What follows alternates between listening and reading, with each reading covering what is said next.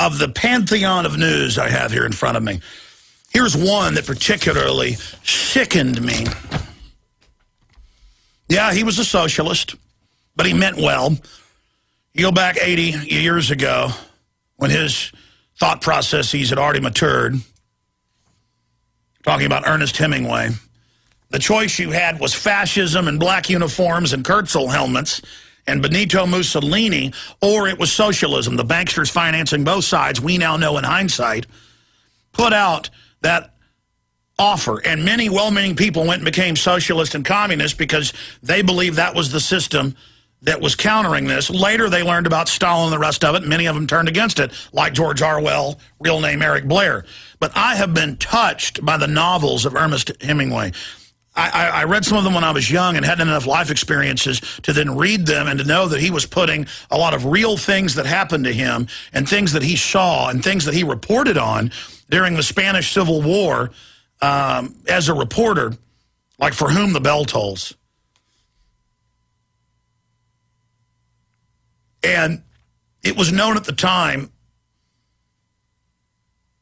decades later, after World War II, that Hemingway was internationally respected. He was calling for peace. And the FBI began harassing him and harassing his family and persecuting him.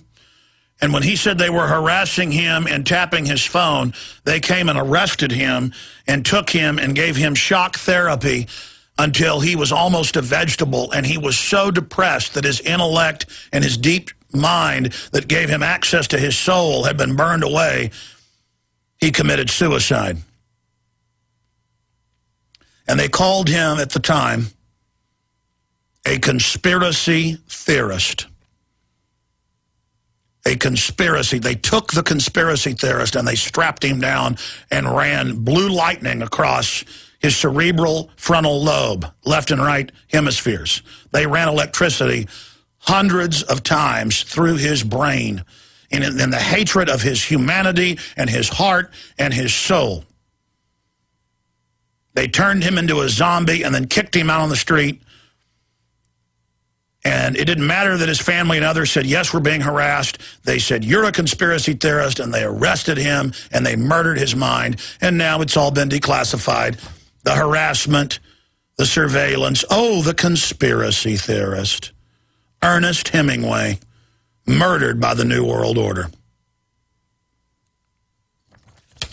That's why the globalists are going to kill me. I'm not even worried about it. I love life so much, I'm willing to give up my life. I'm not worried about that, but I do not want them to grab me and lobotomize me with electricity or with a knife or drug me up for years in solitary confinement and roll me out drooling. But if they do that, it's okay, folks.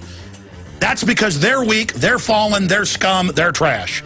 But here it is, Ernest Hemingway driven to suicide over FBI surveillance. Ernest Hemingway may have been driven to kill himself because of his surveillance by the FBI, his close friend and collaborator has said. And if you go through it, the Nobel Prize winner, again, it turns out, was under FBI surveillance. Yeah, reading about Ernest Hemingway and the FBI harassment in his bank accounts, bugging his house, his car, other harassment. They then had him committed with electroshock. And, of course, now they've released FBI documents. They released some in 1983, but it's still a conspiracy theory, and now they've released more. And, of course, J. Edgar Hoover had a personal interest in the case. He loved to stalk people and harass folks, especially famous people, because he was a egomaniac with no talent of his own. I mean, that's who peoples the psychopathic government and mega corporate crony power structures. Later that month, he was committed for psychiatric care for believing the FBI was harassing him at the Mayo Clinic in Minnesota, where he received electroshock treatment. He attempted suicide several times before being released. A few days after returning home to catch him, he shot himself in the head with his favorite shotgun at age 61. In the years since, I have tried to reconcile Ernest's fear of the FBI, which I regretfully misjudged, with the reality of the FBI file, wrote his friend, the author of Papa Hemingway. I now believe he truly since the surveillance, and that it was subsequently contributed to his anguish and his suicide. No, he never tried to commit suicide till they grabbed him for saying he was under surveillance, which is now admitted, his mail being gone through, bank accounts, harassment, you name it, phone calls, people in his yard, all of that. And so then they took him and electroshock therapied him for month after month after month after month after month after month after month. And still, even though this is all admitted, they talk about him like he's a kook. Even when they murder you, it's your fault. Because if you faced the tyranny, if you faced what a sick joke it is to have Obama, the Nobel Peace Prize winner, running all these new wars and calling it peace and telling you it's not war, if you admit you're being lied to brazenly and that they think you're so stupid, they think you're so stupid that you don't know what a war is. Or they call the Patriot Act patriotic when it guts the entire Bill of Rights. Completely guts 6 of the 10 amendments, partially guts the other 4. The first 10.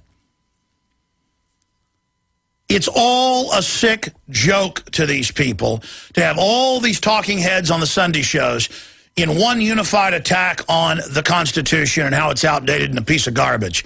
And the over-the-top attack on liberty and freedom going on at all of the public schools in this country, at the colleges, at the high schools, demonization of America, demonization of the founders, demonization of the Bill of Rights and Constitution, when it was the greatest expression of human liberty at that point, and it is set up against tyranny to allow tyrants to get the mob all hyped up, the general public to bring in tyranny, and to stop dictators from coming to power.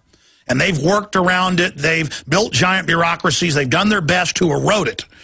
And now they point at it and say, it's the reason we've got problems. Just like they blame free market for the banking collapses, when it's the banks doing this by design, threatening to fully collapse the world economy at a faster pace if we don't give in to their larceny, if we don't give in to their hostage-taking of the economy. And then Greece, second bailout, hundreds and hundreds of billions of dollars, your tax money, Germans, British tax money, French tax money.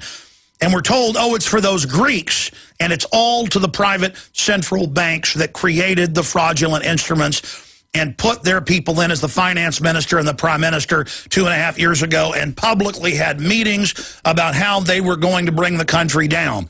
Open, naked, criminal activity against society on the surface, and they're not going to stop until we stop them. I know the average person working at the FBI, the average police officer, the average government bureaucrat, the average corporate minion. You're not bad people. You're compartmentalized. You're given fake, false projections politically for why you do what you do. But if you pull back and gauge what's happening in the context of history, there's no doubt this thing stinks to high heaven. I know the last few days I smelled something rotten, something stinking. I knew there was dead meat somewhere in my backyard. I went into the woods, there was a dead raccoon, rotten.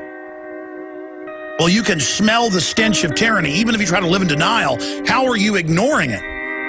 As we accept globalism, as we get further away from the Constitution, Bill of Rights, the money, the liberty, the private property, the prosperity, the dignity, the honor, the pride, it's all drying up like puddles in the Sahara Desert. We'll be right back with key news. Stay with us.